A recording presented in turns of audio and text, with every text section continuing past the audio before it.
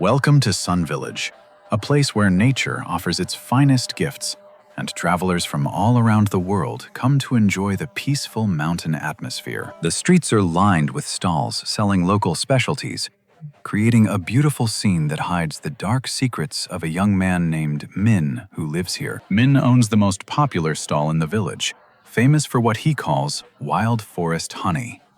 But his intentions are far from being honest and pure. He carefully positions each jar to catch the sunlight, making the golden liquid inside look like liquid gold to entice the many tourists who pass by daily. While other villagers spend days trekking deep into the dangerous mountains to find real honey, Min stays behind, finding a much easier and more deceptive way. His drawer is always full of money, a symbol of his growing wealth built on a foundation of lies and the exploitation of unsuspecting visitors to Sun Village. He feels clever and superior, thinking that honesty is only for the weak, while he gets rich quickly by tricking people who trust his false, smiling face. As the sun sets and the village goes to sleep, Min retreats to a secret kitchen to begin the dark process of creating his famous forest honey. Inside the shadows, a large pot of water and cheap sugar boils violently, forming the base of a product that is designed to deceive everyone who tastes.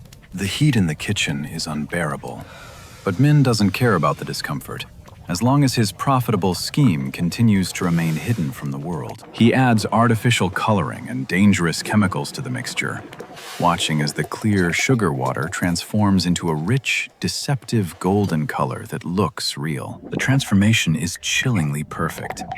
No one would ever suspect that this beautiful amber liquid is actually a toxic mix of sugar and industrial food-grade chemicals. He stirs the pot with precision, ensuring the texture is thick and viscous, mimicking the natural consistency of honey produced by wild bees in the deep forest. Next comes the fragrance, a chemical scent that mimics the aroma of forest flowers, completing the illusion and making the fake honey smell like the real thing. He examines his creation with the eye of a master criminal, satisfied that his fake product will pass any visual test performed by a casual, unsuspecting tourist. Jar after jar is filled with the sticky liquid, a production line of deceit that Min has perfected over many months of operation in his secret kitchen. The final touch is the label, a bold lie printed on paper that promises purity and health benefits that his chemical mixture could never actually provide anyone. Dozens of jars stand ready,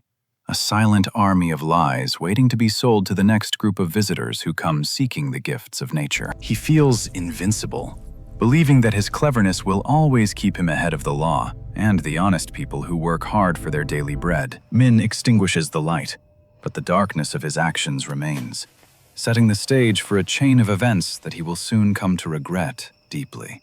The next morning, Min is back at his stall, his energy high as he spots a group of foreign tourists looking for authentic souvenirs from Sun Village. He speaks perfect English, telling elaborate stories about how he climbs the highest trees to collect this rare honey from the most dangerous parts of the forest. The tourists are impressed by the sweet taste, unaware that the sugary flavor is artificial and has nothing to do with the complex notes of real honey. She pays a high price, believing she is buying a healthy and natural product, while Min happily takes her hard-earned money without a single hint of guilt. Every transaction is a victory for Min, a successful lie that brings him closer to his goals while pushing him further away from his own moral compass.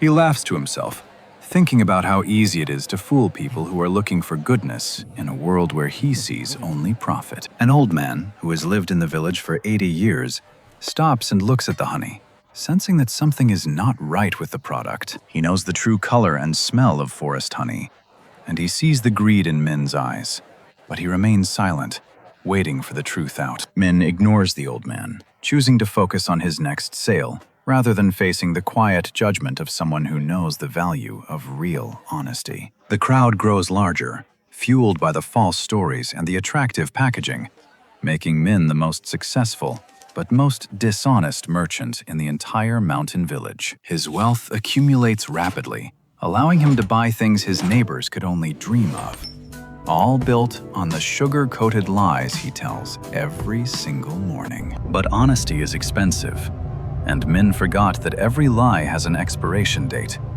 The trap he set for others is about to catch him, too. Back at home, Min's mother, a kind and respected woman, is preparing for the village's grandest celebration to honor the health and longevity of the elders. She believes her son is a hero who provides the village with nature's best medicine, never suspecting that the jars he sells are actually filled with poison. She greets him with love, asking for his very best honey to serve as a special treat for the village leaders and the many important guests. She says she wants to make the finest honey tea and traditional cakes to show everyone the quality of their family's work and their deep generosity. Min is too busy counting his digital profits to listen to the sincerity in his mother's voice, his mind completely consumed by thoughts of more money. Without looking up, he points to a box containing his latest batch of fake honey, the one he just finished making with the most potent chemicals. She carefully picks up the jars, feeling honored to share her son's hard work with the community she loves so much, unaware of the coming disaster. He doesn't even realize that he has just handed his mother a weapon of deceit that will soon destroy the very reputation he worked to build. She hums a traditional song, her heart light with joy, while the web of lies Min spun begins to tighten around his own home and family. The label remains a silent witness to the fraud, as the fake honey travels from the kitchen of lies to the table of the village's celebration. Her walk is confident because she believes she carries the truth, but she is actually stepping into the trap her own son built for the world. The stage is set for a grand event, a gathering of the village's heart and soul, where the truth will finally be tasted by everyone present. Decorations hang from the rafters, and the smell of fresh food fills the air as the guests prepare for a night of honor and shared community. The leaders of the community are joined by local officials,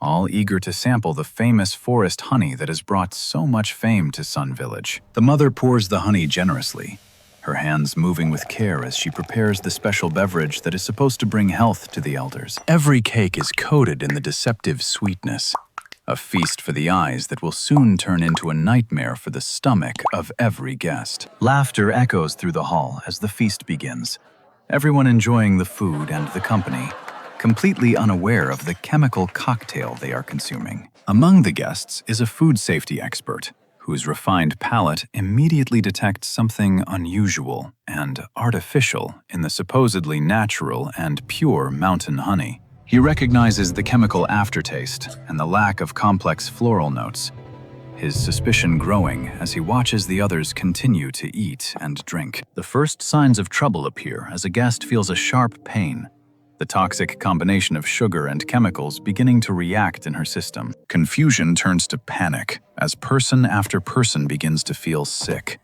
the festive atmosphere quickly dissolving into a scene of medical distress and rising fear. Min's mother is frozen in horror, unable to understand why her son's honey, which she believed was the best, is causing so much suffering and pain. Min walks in just as the disaster peaks, his heart sinking as he realizes that his own greed has poisoned his neighbors and shamed his beloved mother. The truth is finally revealed in the most painful way possible, proving that when you hurt others for money, you eventually hurt the ones you love. He tries to reach his mother, but the community's respect is gone, replaced by the righteous anger of those who have been betrayed by his heartless greed.